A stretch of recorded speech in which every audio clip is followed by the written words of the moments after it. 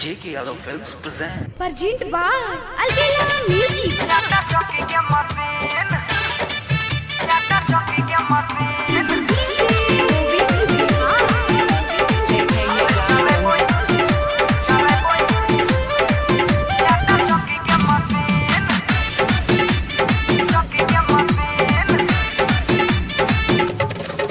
तोरा सोया से गे तोरा सोई से जमीन लेबो दू काठा कीन ओइ जे चलेबो आटा चक्की के मशीन बगले में रहल करबो रात भर दिन ओइ जे चलेबो आटा चक्की के मशीन साचे बतिया कहै छियौ 1 2 3 खूबे चलेबो धान कुटी के मशीन छोड़बो नै के J.K. Yadav Films.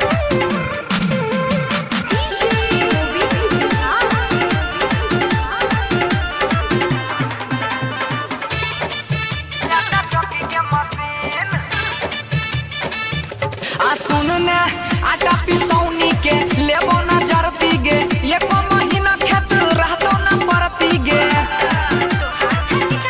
हे गए आटा पिसौनी के लेबो न जरती गे एको महीना खेत रहतो न परती गे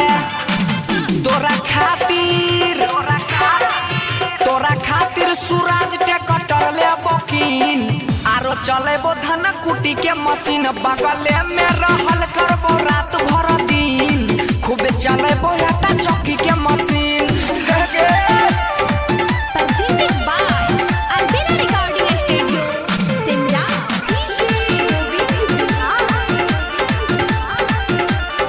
J.K. Yadav Films. आटा चक्की के मशीन आ सुनने होते ते खोल देबो दुकान की राना गे 4 दाल तेल फूल रहतो नहीं माना गे आ सुनने होते ते खोल देबो दुकान की राना गे 4 दाल तेल फूल रहतो न माना गे आ भुवर भोजपुरिया आ बनसी सुमना देखे तो या जब के सीन खूबे चलेबो धान कुटी के मशीन सही कर